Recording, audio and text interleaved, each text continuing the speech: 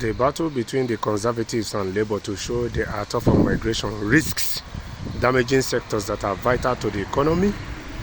Industry figures have warned.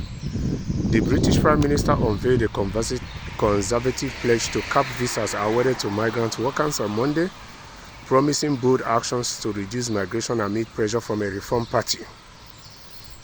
The Prime Minister said the number of migrant work visas would fall each year under a Conservative government, although he did not set out a number for proposed reduction. And you know that even the Labour Party some days ago equally made same promises. So this Conservative Party and Labour Party in the UK, they are taking advantage of this migration issue just like every other politician in this Europe or in the West here. Because at the moment, curbing migration is the only thing most of their citizens want to listen to, instead of engaging their politicians when it comes to building them houses, affordable houses, investing in infrastructure, investing in affordable houses, investing in or implementing policies that will make companies to increase salaries every year. Because the truth be told, every year cost of living is going high, but the salaries are not going high every year. That is the truth. So what amazes me the most is that in this modern day and time, even though these people live in the West here, where they have access to 24 hours internet, some of them cannot even get themselves acquainted to read to understand their country's laws, understand their country's policies and all that, understand or make some background check when it comes to how their politicians live their life and how much their politicians are making out of the tax they are paying in their various countries.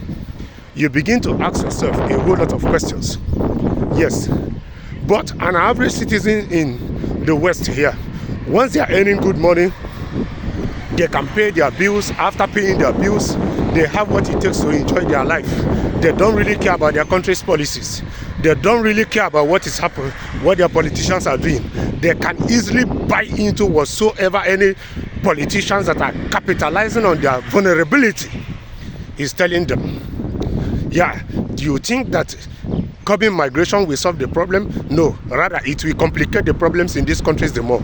Because whichever way you put it, at the end of the day, your various countries need legal migrants to be able to fill in your work shortages, to be able to fill in your aging population. Yes, because even here in Europe, it is said that in the next 30 years, 50% of your working spaces will be vacant. You can already see that your population is aging, and an average person in the West here don't want to have children because they see children that is too difficult. They see it as money consuming investment and all that. An average citizen in Europe here or in the West here are selfish. They just want to live and enjoy their lives. Then such people have not sat down to ask themselves, 50% shortages in your working spaces today, what is going to do into the poors where the tax is being paid into?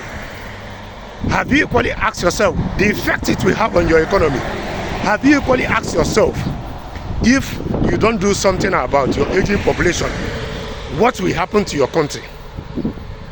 These are vital questions that an average citizen in Europe here need to ask themselves. But they are not asking the right questions because they don't want to make inquiries. Because it's easily to point fingers that migrants are your problem, while your bigger problems are your politicians who are not doing the right thing by investing in infrastructures, who are not doing the right thing by building affordable houses or better social housing schemes, who are not implementing policies to see that every year salaries are being increased. But it's easier to say migration is the problem.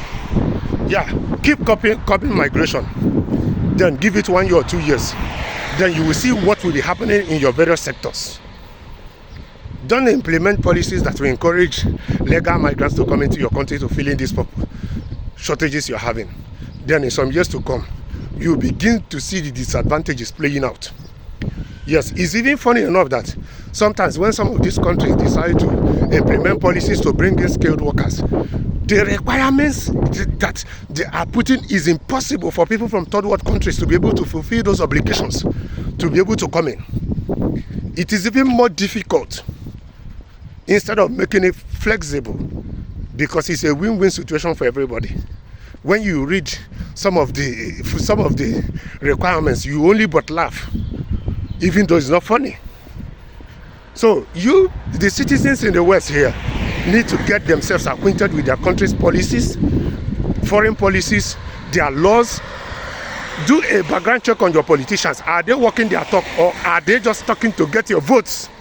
And when they have your votes, they are empowered. They don't really care about you anymore.